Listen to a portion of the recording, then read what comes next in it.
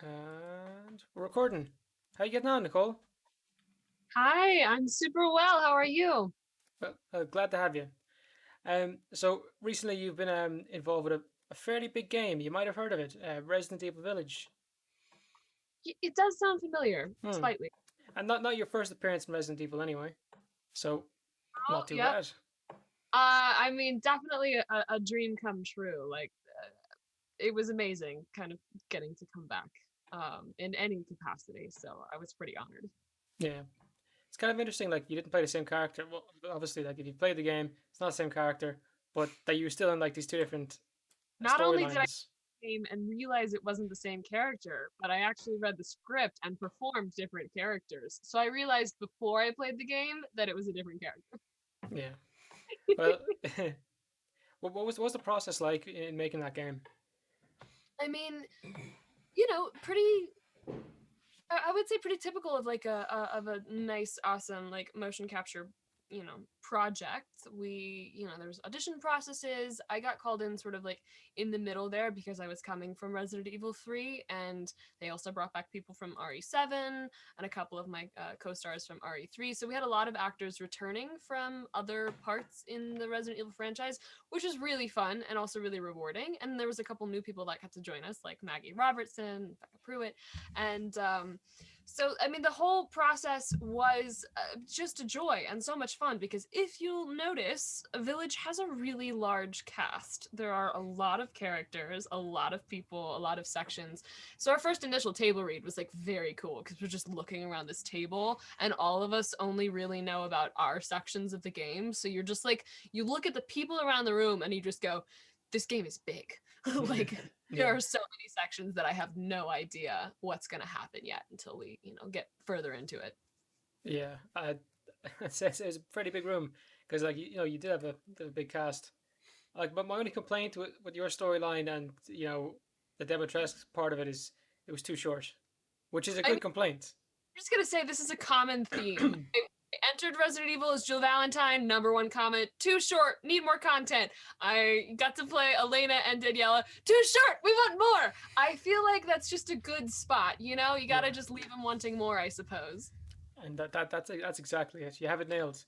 Yeah, yeah. If they wanted more, that's a good thing. But yeah, I think that's pretty common thing. People saying like that one could have been longer, but that just goes to show like the quality of it. And then I suppose like the trailer was I think the trailer was almost completely set within that part of the story, so you weren't aware of like what was coming after.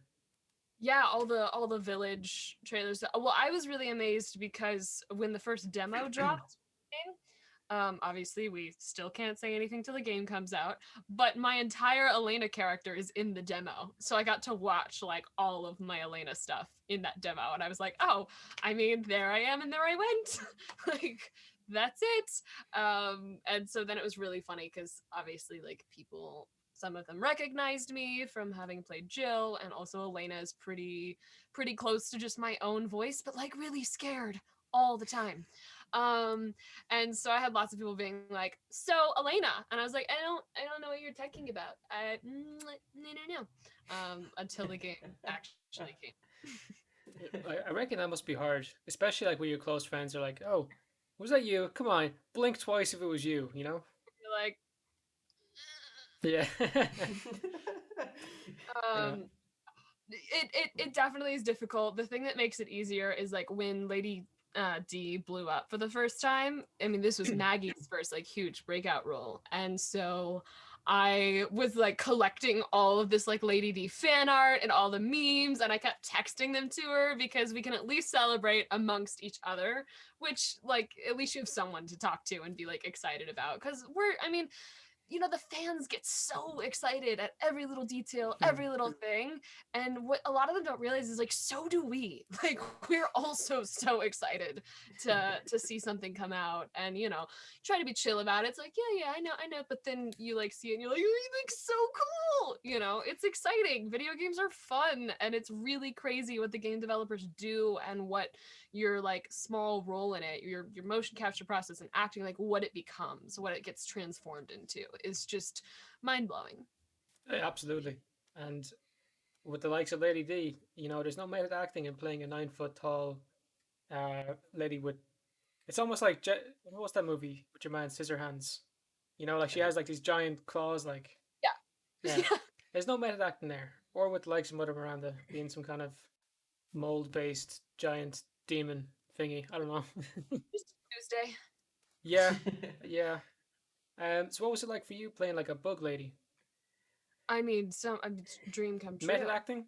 I've, I've thought about it for so long. I was like, dear God, please cast me as a bug lady. Like, I Yeah. think that's what I was meant to do. And so when the opportunity came through, I was like, amazing. This is it. Everything I've ever dreamed of. No, hilariously, I didn't know it turned into bugs until I got to set. Because originally it was like, oh, we also want you to play Daniela. She's a witch sister. Small role, don't worry about it. Kind of flirtatious. So I was like, great. And I showed up. They put us in like mocap heels. They finally showed us the models, and they were like, "Oh yeah, they're like vampire witch sisters that turn into bugs." And I was like, "Sweet." So once we got to set, we started working on like how do they walk, how do they talk, how do we kind of distinguish their personalities? Because if you didn't realize, they're all very similar looking, and a lot of people confuse them. Hmm. Uh, and it was just really fun. There's also like a lot of mocap magic that happens with like the transforming into bugs. Obviously, that's all the Yeah, game I'd development. assume that would be pretty hard to do without, I mean, it's special a skill effects. possess, so I was born for this role because I can turn into bugs whenever I want. So that's good news. But no, Fair the play. game like create this absolute magic, but we do like subtle things. Like when you first see them, they had me like step off of a box as if though I was coming in from being a bug to transforming into a human. So there's like little things that they have us do to try and help make it as seamless as possible. Hmm. How long ago did this like mocap process start? Most of this was in 2019, yeah. That's a hard secret to keep, especially with it Oh, only coming out this year. I mean, at Whew. this point, I'm so used to it. I mean, Yeah, Resident Evil 3 took 2 years to come out. Most games take, I would say. yeah. I can only imagine what you're keeping from us right now. The next Resident Evil, the one after, and I don't know what you're talking about. I love that. I love that. But yeah, one thing that was kind of weird when the game came out was how big Lady D was, and not like her literal size. The kind of like Yeah, I no, guess how the internet was just yeah, like, this is our new girl, and then took it. Yeah, you could definitely see a lot of yeah, very personal attraction towards her from yeah. some very, I'm going to call them weak-minded individuals. But like you put us like Or I seen some like Will. huge streamers like joking about it. Strong will. Yeah, but I can imagine that attention was a bit weird when it was first arising. I mean, it was mostly just hilarious. Like I mean, it happens with most characters at some level. And the thing that Maggie says about Lady D, and that I keep stealing from her because I just think it's eloquent and so true, is that like once you've done the character, like it's not yours anymore. It's the player's character. It's the people that create art. It's the modders. It's the like we get to put our heart and soul into something, and then once it's out there, it's I don't own that anymore, so it's fun to see how people react, and I'm always just willing to be amused and kind of just watch people's creativity. And Hmm. there's a lot of really really cool stuff that people have done as well, some really really good memes and stuff like that. I've definitely sent Maggie like lots, and she sent me some back too, or like this one's really funny. Yeah, but your character like among all the sisters there, probably got the most attention as well. I don't know She if you was know if you noticed. Yeah, I did notice. Well, I think it was really interesting because I mean, at first people didn't realize like which one was which. So like Daniela's name was announced, so everyone was like, "Oh, Daniela." But also at the same time, Bela's like man blood like thing was going viral as well with her like blonde. You know what I mean? So there was like a lot of both of it, and then people had to like sort out which one was which. I always tell Bela blonde, Cassandra brunette, Daniela, redhead, and they have different colored pendants.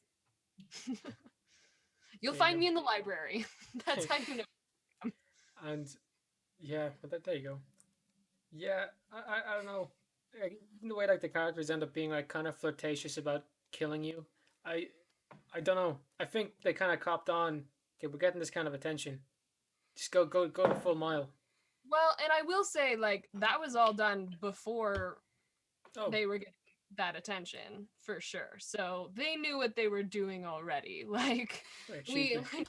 there's nothing they knew exactly what they were doing. I think that was super intentional because there's I mean you're literally getting like when I walked into the booth and Steve who is the director, Steve Kniebley, directed the performance capture for Resident Evil 3 and also the performance capture for Resident Evil Village.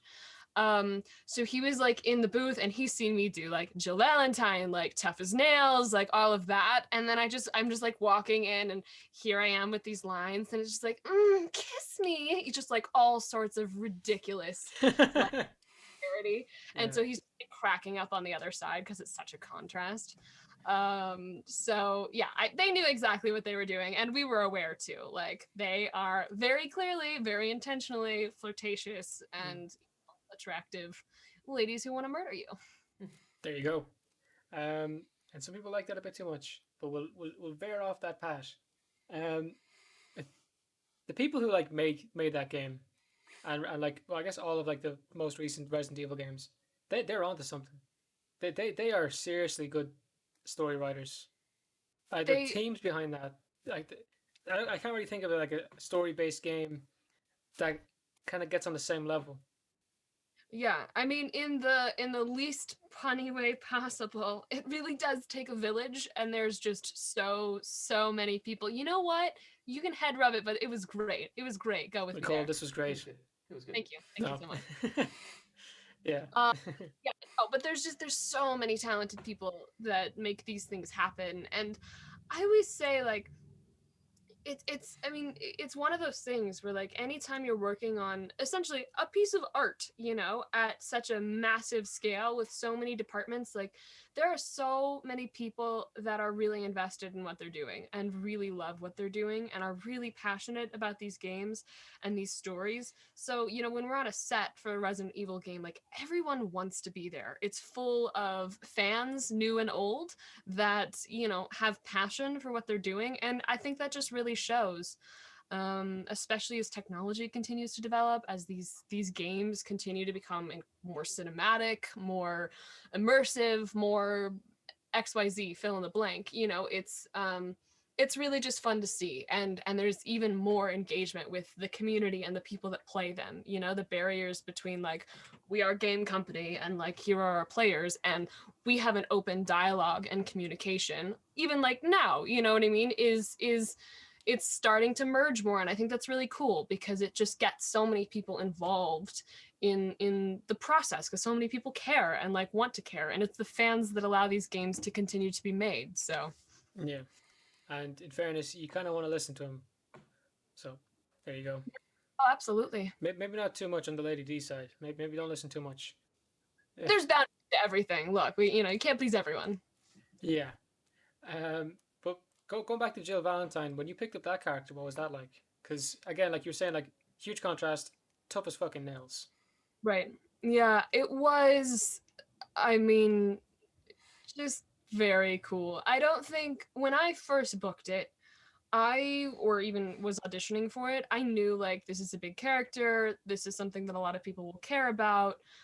But I don't think I really had a full understanding of how much how much reaction there was going to be, how much it was going to mean to so many people, which is silly because I had lots of people being like people are going to be so excited like in the inner team. But when you're doing it, when you're working on it, you don't as the actor especially like you kind of tune all that out. It's not about how what you're doing is going to be received, like that's someone else's job. It's a game dev, a writer, you know, whatever else, like they're on track of like are we you know giving our fans what we want and also making something that we're proud of. You know, as an actor you're just going in being like look, here's my story, here's my circumstance, and this is what I have to do to survive, you know, like you're just kind of living there.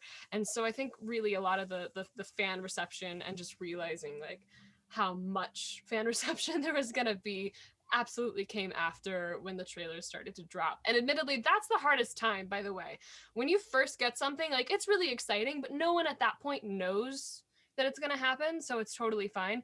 For me, it's once a trailer drops and like your voice is in there, your performance is in there, and you still can't say anything. I hope that's something that slowly starts to transition in the video game world. I'd love to see them start to use actors a little bit more for that like first initial marketing, because we're just as excited too. um and so because that's the period of time that it's actually the hardest, when people are, one, guessing, trying to guess like who it is, and two, just getting so hyped and excited for the game, because we're also hyped for the game, but we're just like behind the scenes being like, I've known for 2 years. So it just becomes like a mad dash to release day, and then you're like, it happened, hi. And that's pretty much how it feels. Did you get any kind of anxiety or stress when it's release day? That's a good question. I don't know. Thank you. You're welcome. I don't know if it's really stress, or I mean, you know what, maybe it's positive stress. I don't think it's anxiety as much. It's mostly excitement. You're like, wow, it happened. But on release day too, like, I don't play the game on release day. Like, I give people time to play and like enjoy it, have opinions. So really, release day is just that first like initial tweet where you're like, by the way, it was me, hi, and then you just sort of like watch it kind of roll in, and at that point it's fun because you can actually start to responding to people. So the people that have guessed or have made really cool fan art and have tagged you in the weeks like prior to that, where you just couldn't even like the image, now you can go back and be like, I love this, it's amazing, thank you so much. And so I think that part is really satisfying. With Village release, it's been just insane because it's such a popular game right now. There's just like all of us are like overwhelmed with the amount of like reception and people messaging and interview, like all of it. So it's been positive stress for sure, but I wouldn't have it any other way. Didn't it break a record good news. for like, isn't it like the fastest selling game in the franchise history, or is it? I think so. Yeah, I saw that as well. I think I don't know if there's like a statistics part of that, but yeah, it's doing so well. Yeah. Well, Crazy. it ain't a surprise. In fairness, like Oh no. it's up there. Like Resident Evil 7 got my attention. That was like the first one I ever seen. And then like your one came out where you played Jill, and then I seen that. I was like, oh, that's a cool game. And then this one came out, and it just had everyone's attention. Because people did get excited for like a remake of Tree, but there's this brand new thing, and yeah. Well, I mean, that's yeah, one thing I say I love about the Resident Evil franchise is the audience is so broad, because the RE2 remake, the RE3 remake, like those are catering in many ways to nostalgia players, to people that have been with the series for so long, and then also to new people that are like, hey, we want to introduce you to who these characters kind of are in a new way. And then the newer games are bringing in like a whole new group of gamers and people that want to enjoy survival horror and a Resident Evil game, but in a really unique and new way. So that's something I really, I don't know, just appreciate in Capcom. They're willing to try lots of different things. They have so much variety in the games that they do have, so it's a pleasure to see. my only complaint to them is the game is too short, which is an amazing complaint. Yeah, but like happened to make part of it like during COVID. I guess that's part of the effects. We've seen that as well with other games that came out like Yeah. Black Ops Cold War. We had some voice actors on from that, and again the complaint they got was it was too short. But of course, COVID put a dent in a lot of productions. Massively. I mean, Yeah, I was so impressed with their ability to continue to make it happen through COVID, because like an incredible amount of development was still needed when the pandemic mm. hit. Oh, I remember like we were still doing voiceover sessions right up until like, all right, everything's shutting down. Like we just have to hold. Yeah.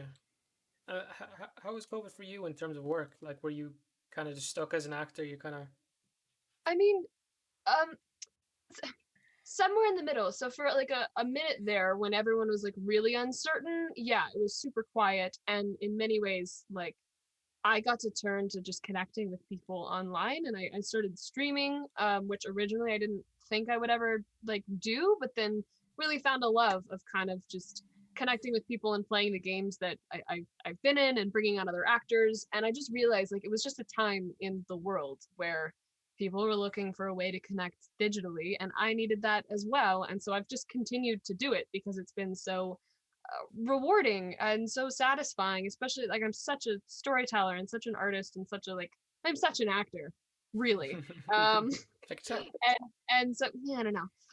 And so then kind of doing this, it's not even really performance, it's more like sharing you openly in some ways, like when you're just like live streaming talking to people, it's such a human way to connect, and I think I've really enjoyed that. So I'm going to continue doing it for now. And then otherwise, once things were like slightly more calm, I mean like actual acting jobs, theatrical, sorry, I say actual theatrical jobs, like on camera, live action, like all of that stayed so shut down. But voiceover had the opportunity to continue pretty consistently because we quickly, like all of your big voiceover actors, like updated their home studios because we started recording from home.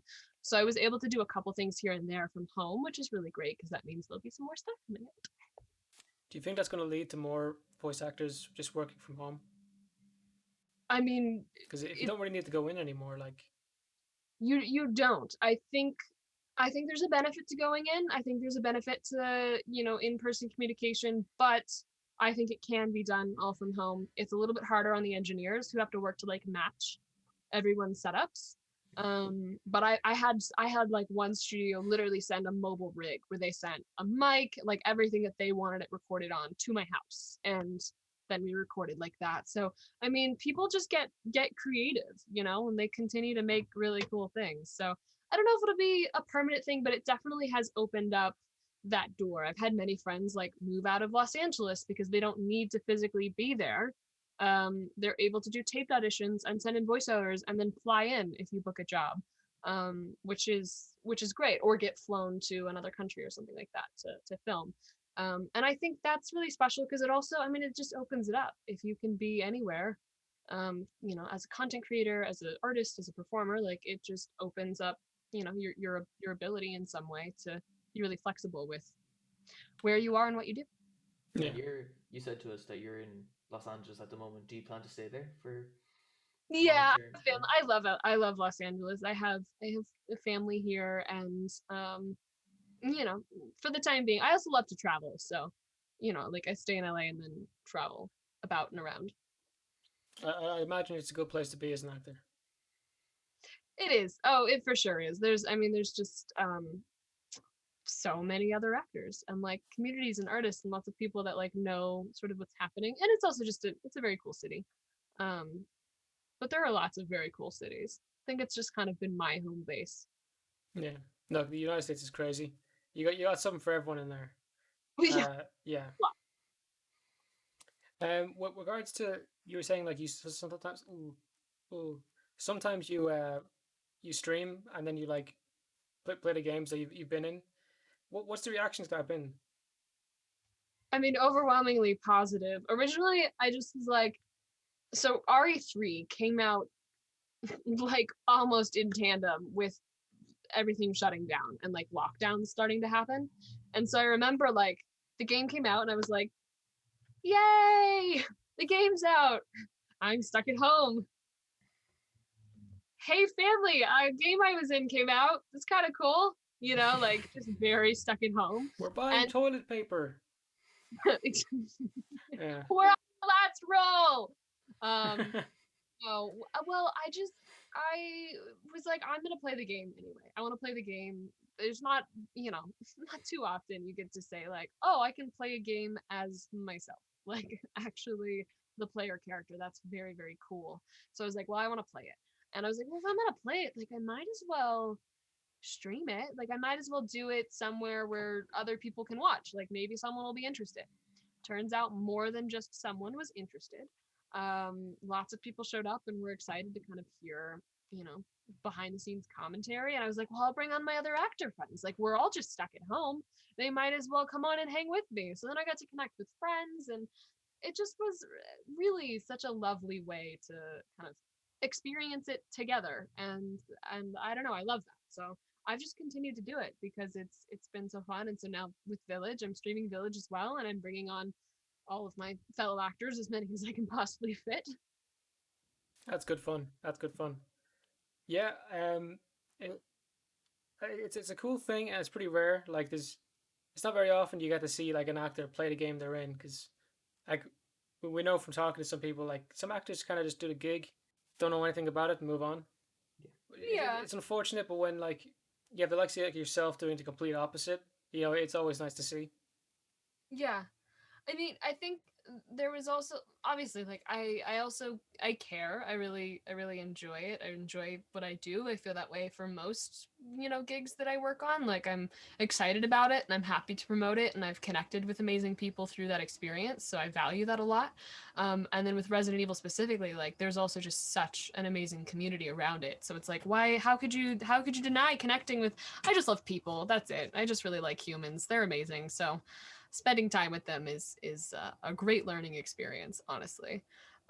So yeah, and again, I think the pandemic really gave us time to sort of plug ourselves into the community in some ways because we weren't, just quickly heading on to the next thing or being super busy. So it gave us time to kind of like form those relationships. So now as like things pick up, it's like, you know what, if I can't stream this week or I'm shooting something, I literally have a Discord full of amazing people that I can just be like, hey guys, like I can't, can't stream this week, but I will be back next week with so and so and such and such. Like it's fun. It's your own personal little way of connecting and kind of having a little show, and it's you can force it around your own schedule, which is really really lovely. And I don't know. There's just been unending benefits and joy and growth from getting to do that. Yeah, Mm. but the pandemic did really give people the chance to become content creators. Yeah, And then you kind of got the double whammy with having being in that game, like, and then having totally. those connections. So that was kind of cool. So, what would you consider yourself a content creator, or would you just you do it as like a hobby? I mean, I guess everyone's a content creator, aren't they? Like, I mean, what does that even mean? Making things? That's what I've always done. I make things. Even being an actor in a movie, you're part of creating content that people are gonna enjoy. So I mean, labels don't mean much to me. I act, I make things, I play games, I hang out with people, a little bit of all of it. So whatever, people want to say, totally fine by me. My passion is storytelling and making art and hopefully making the world a little bit better one day at a time. I like that. That's pretty wholesome, in fairness. Pretty much. Well, I'm sure you, so far so good. You brought some pretty pretty awesome characters around, and I'm sure you're probably going to keep doing that. So yeah, I don't know what you're talking about. Yeah. Um, all right. So I suppose that's kind of it. We touched on everything, but if people want to check you out, where can they find you? Yeah, come, Instagram, Twitter at Nikki Lee Tompkins, or if you type in Nicole Tompkins, I'm sure you will find me. I'm there. I post lots. If you want to know about upcoming projects and stuff, that's the place because that's where I will be able to announce when it's time. And otherwise, if you want to come hang out on Twitch, I've been streaming almost weekly. Twitch.tv/Nicole Tompkins. There's a wild, amazing community. I've been playing Resident Evil, obviously recently, just because of the games that I've released. But I've also been playing Tomb Raider and some other just fun games that I enjoy. So come say hello. We're a pretty wholesome crew. There you go. So you want to find her, you know where to find her. If you got this far, fair play to you. Take it handy. Good luck. Bye bye.